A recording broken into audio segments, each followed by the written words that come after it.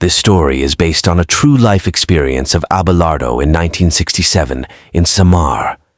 It's not uncommon for Abelardo's family to encounter supernatural beings, as it's natural to them living in a secluded area.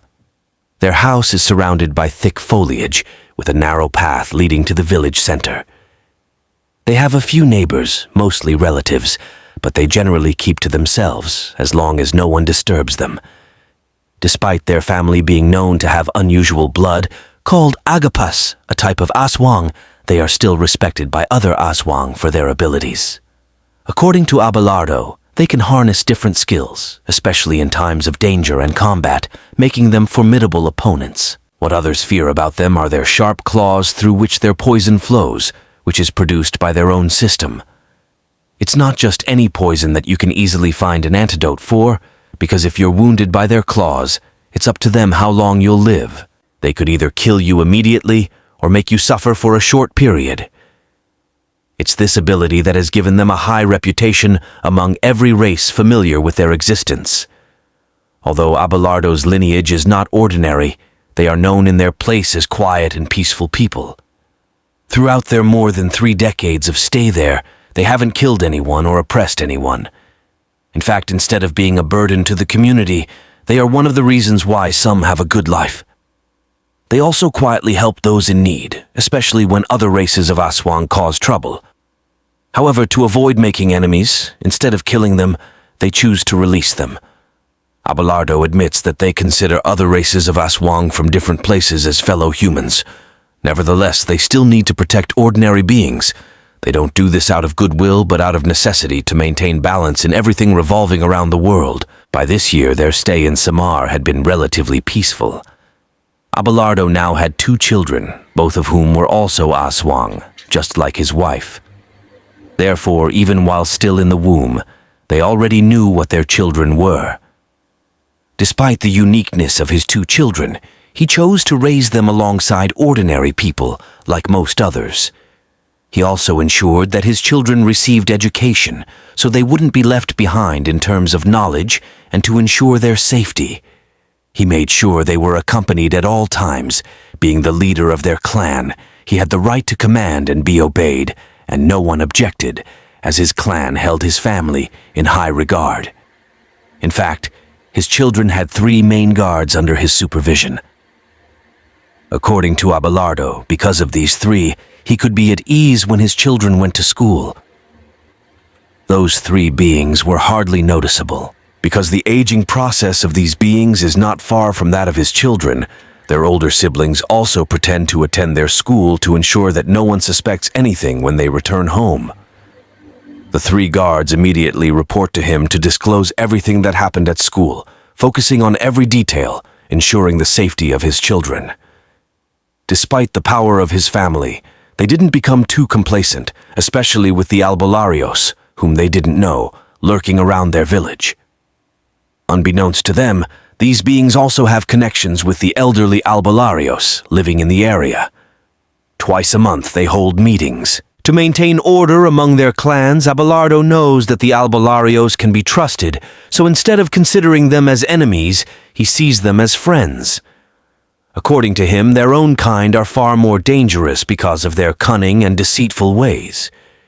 He also adds that it's one of the reasons why he avoids interacting with other kinds to avoid trouble. Despite Abelardo's efforts to avoid conflict, there are still those who dare to fight against them.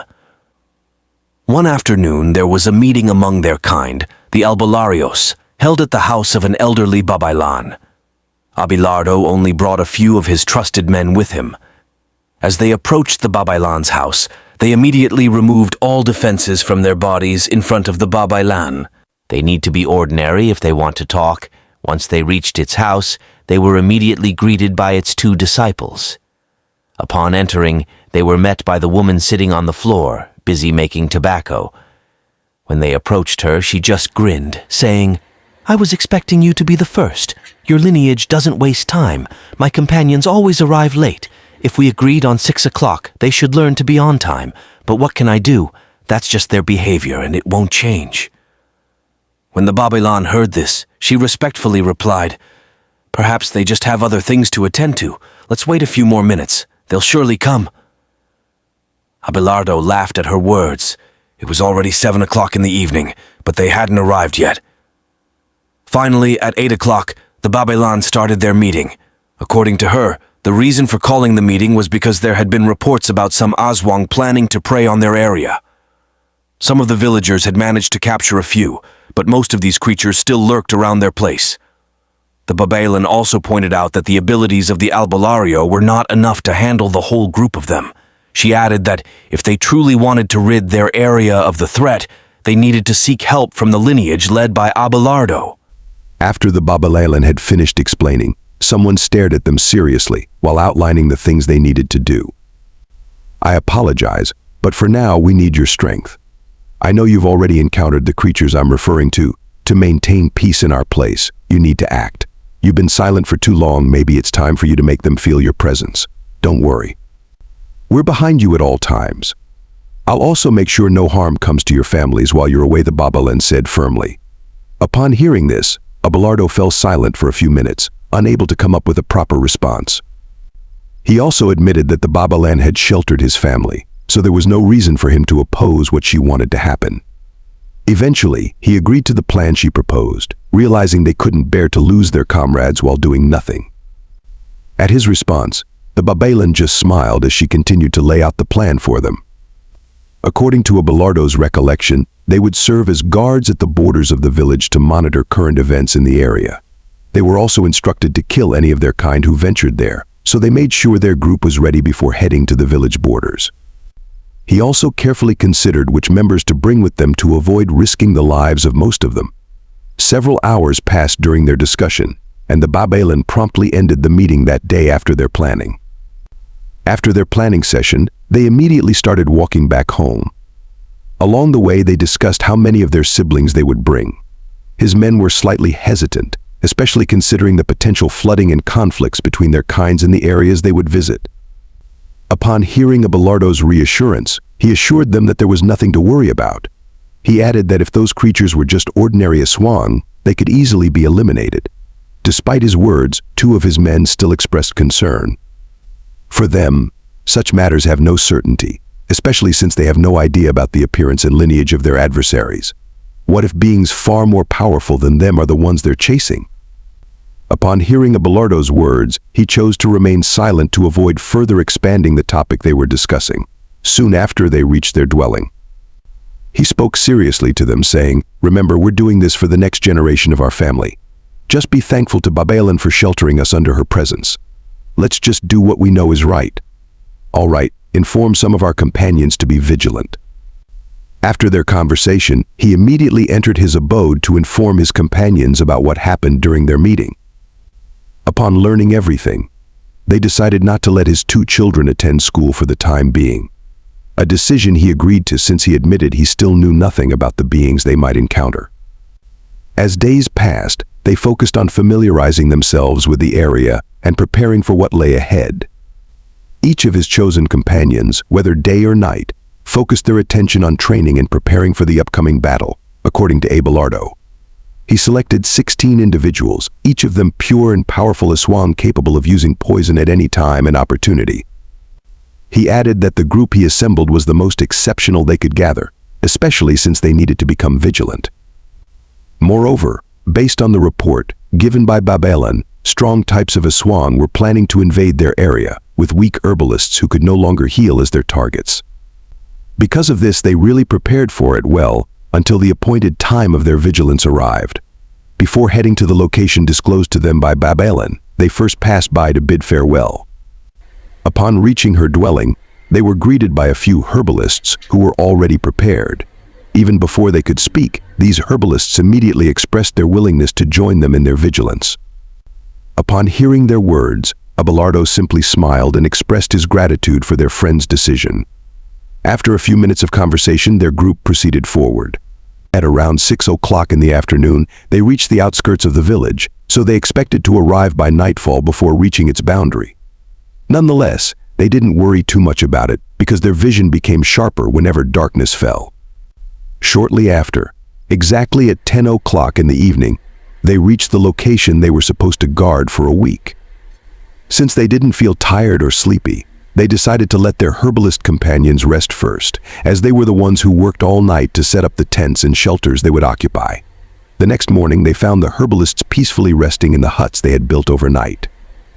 In the following days, the place remained quiet, although they didn't feel anything unusual. They continued their vigilance until eventually, the direction of the wind slowly changed. After only 3 days, some unusual beings began to manifest near the village's border. Every afternoon, they would emerge for one reason: to observe. Abelardo and his companions didn't pay much attention to this because it was far from their location. They thought the situation would remain the same. However, one evening, they were surprised to see a group of Aswang approaching the tents they had set up. As Abelardo glanced at them, he noticed 2 elderly men carrying canes walking at the rear of the group. Due to the heavy presence of these beings, he could hardly determine which lineage they belonged to. He knew those 2 elderly men were Aswang, but many thoughts troubled him, such as what clan they belonged to and what they were capable of. Fearing the worst, he immediately called the herbalists who were resting. As soon as they woke up, they hurriedly went outside and saw the creatures slowly advancing towards their location. They were almost speechless, overwhelmed by curiosity about how their enemies managed to get so close without them noticing. After observing for a few minutes, the 2 elderly men at the rear of the creatures suddenly let out a howl, causing the creatures to dash towards their group. When the herbalists saw this, they immediately went to the back of Abelardo's group to prepare. With no other choice, they engaged in combat with the creatures. While grappling with them, they noticed that the poison they wielded seemed to have little effect on the creatures' bodies. Despite being wounded multiple times, the creatures continued to rise as if unaffected. Realizing that they were immune to the poison they carried, Abelardo quickly decided to withdraw his companions. However, when the 2 elderly men heard this, they simply laughed loudly, seemingly mocking them. Upon hearing this, Abelardo swiftly changed his form, signaling his confrontation with them. According to him, their appearance wasn't far from the typical Aswang, except for the length of their claws and the color of their skin. When they change form, their bodies turn ash gray, and their features become blurred, resembling goat-like faces. Their feet also resemble those of goats, and they grow up to 6 feet tall in that form. Moreover, their bodies become extremely thin, which adds to the terror of those who encounter them for the first time. With such a form, the Agapas can easily rival the strength and power of capers and tikbalangs. Imagine with that strength, their body's poison isn't even considered. After changing form, Abelardo swiftly leaped in front of the 2 elderly men, thinking he could take them on alone, but he was mistaken. Just minutes after engaging in combat, Abelardo managed to overpower any Aswang appearance in battle. Due to the strength of those creatures, Abelardo could only scream and try to defend against their attacks. Soon after falling to the ground, the 2 elderly men rushed towards him, causing him to close his eyes in anticipation. Fortunately, the herbalists were prepared and were able to assist him. However, like him, the 4 herbalists accompanying them were quickly defeated by the 2 Aswang. Shortly after, they had no choice but to surrender to the power of the 2 elder Aswang. After subduing them, the Aswang bound and carried them to the foot of a mountain. Upon reaching the location, the 2 elderly Aswang spoke to them about their intention in their area. According to one of them, their sole purpose in that place was nothing but to decapitate Babalan. When he heard what it said, he suddenly stared blankly, unsure of how to respond. "You're quite amusing, a leader of your clan but with no decision of your own. Is that what you want? To be the lackey of the Albularios? Wait here, I'll bring you Babalan's head. Don't worry, once I do that, you'll be the new rulers of your village," the elderly Aswang said seriously. When Abelardo heard this, he simply laughed, thinking the old one was just joking. However, the next evening, the old one showed them Babalan's head, which had been giving orders to their clan for years. After showing it to them, the old one immediately released them to return home. Since then, they have all been haunted by what happened. Years later, they learned that the forces of the 2 elder Aswang were roaming different places to kill Babalan. Although they weren't sure, a powerful Debainong Albulario managed to stop them. However, they didn't focus on it anymore because they didn't want trouble. Because of that event, Abelardo's family learned not to depend on anyone until Abelardo's death. He continued to tell his descendants about the 2 elder Aswang collecting Babalan's head. Okay, that's where our story ends here. If you liked and enjoy it, you can subscribe or follow. For more horror stories, thank you very much for listening.